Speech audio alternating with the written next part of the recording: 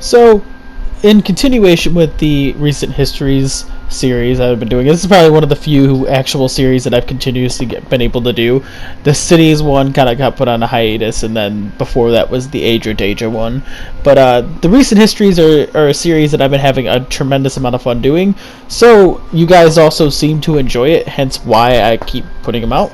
But right now we're gonna go with High Rock, and I figured High Rock is gonna be one of those provinces that we know a lot about, but we don't necessarily know a lot of the current history. We know a lot of the past history. We've even got to see High Rock in one of the games, in the main games at least, of the Elder Scrolls universe, yet we don't know too much about the Fourth Era. So, what was going on? Obviously, in this series, I always go into a little bit of what's happening in the Third Era, in the late Third Era, to kind of lead up to why, or whatever's happening in the Fourth Era. It usually leads up to why whatever's happening in the Fourth Era is happening. So essentially, what's going on in the Third Era? Well, not much. There's this little thing called the Warp of the West, or the Miracle of Peace, where essentially a strange force exploded all over the Iliac Bay, displacing armies and decimating whole territories and killing a lot of people. Well, that's all going on. And most Bretons believed it was the ancient gods who once made High Rock their home, scouring land, and they were making it whole once again. And though it was a painful process for most, the miracles often spoke up as the warp in the West, and it was a result that actually unified most of High Rock, and that's a big factor of what's going on. So what else is going on? Well, there's about 150 years of consistent warfare between kingdoms that really, really hate each other. And then there's Orsinium, which every kingdom there basically hates. And with that, that leads into the Fourth Era. There's a little thing called Oblivion that happened, but it didn't really affect High Rock as much, so we don't really have to worry about whether or not the Oblivion Crisis happened. We don't have too much history on it, but Oblivion really didn't affect High Rock. So essentially we can just kind of head right into the Fourth Era very smoothly and have a terrible transition into the Fourth Era now, but Fourth Era history now.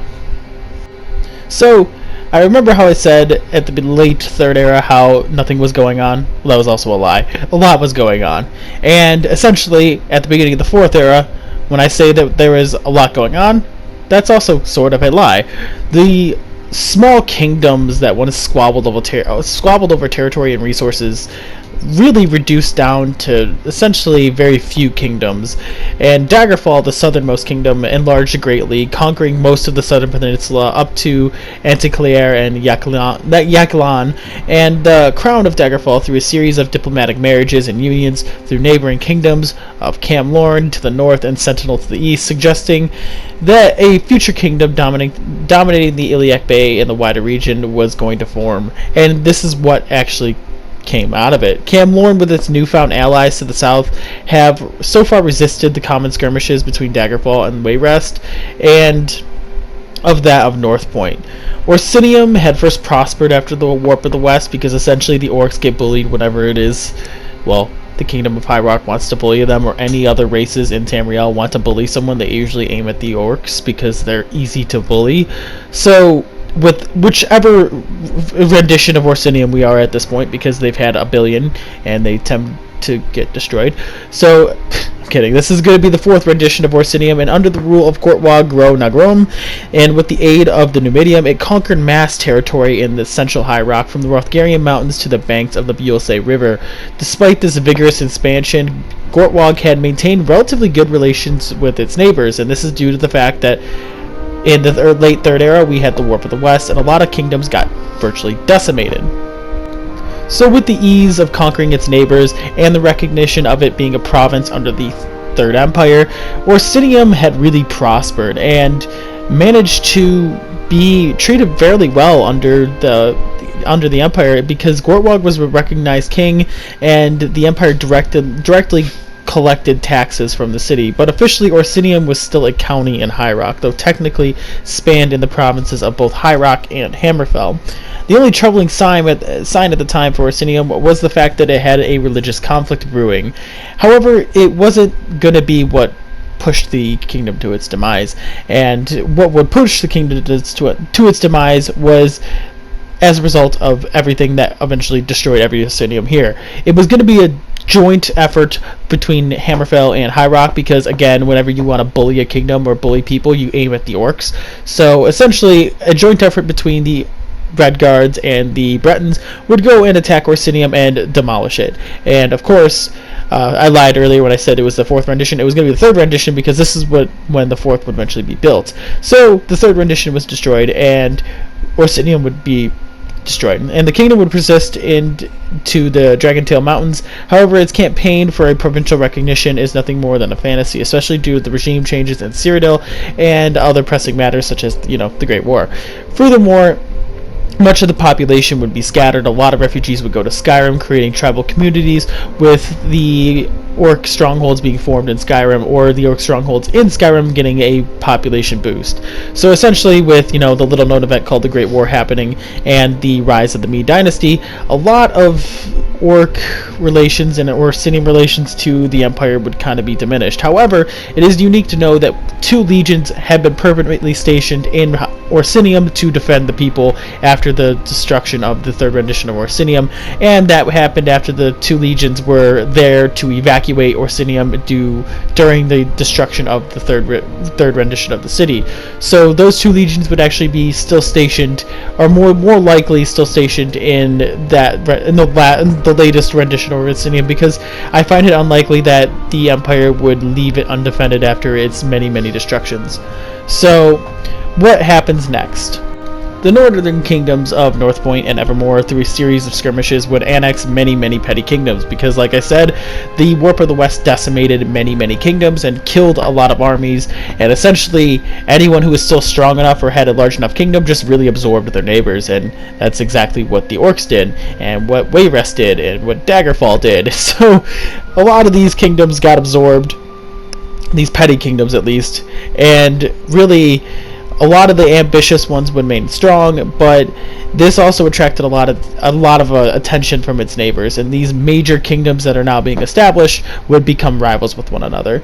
Wayrest would remain a dominant power in the West, however it would take full advantage of its alliance with the orcs. Rivalries would still remain between Wayrest and the southern kingdoms, but skirmishes between them would only be minor, and it never escalated into a full-scale war.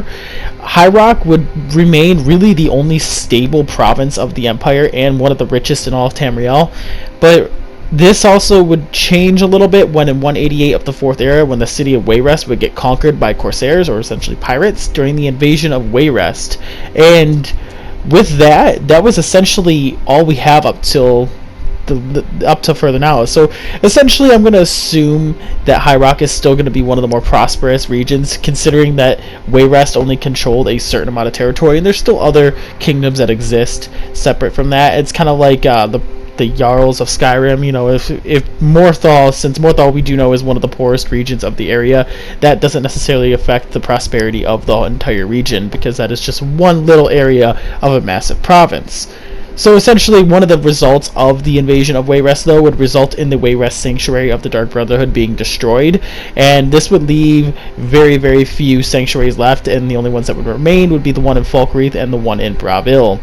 And that is all we have. I hope you guys enjoyed this. I love doing these recent history videos, and I was actually really excited to do High Rock. I almost said Wayrest, but I like High Rock to an extent. I actually kind of hope the next Elder Scrolls game does take place, or have an extent of to an extent will take place in High Rock, because a while ago I did a video about the Septim Dynasty still existing, technically, and I still think it does.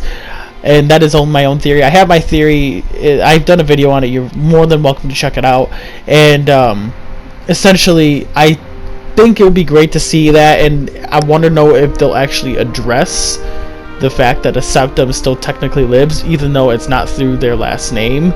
They still have that blood in them. So I want to know if that's how that's going to work out. But essentially, I want to know you guys' thoughts, and if you guys enjoyed, please smash that like button. If you were just waltzing through YouTube, because that's exactly what people do, is waltz through YouTube, and you stumbled across this video and you enjoyed it, maybe consider subscribing. I post 4 times a week, and I post a monthly show with Dragon Age lore, so feel free to smash that like button as well. And for those returning, hope you guys enjoyed. As always, I hope to see you guys in the next video. Peace.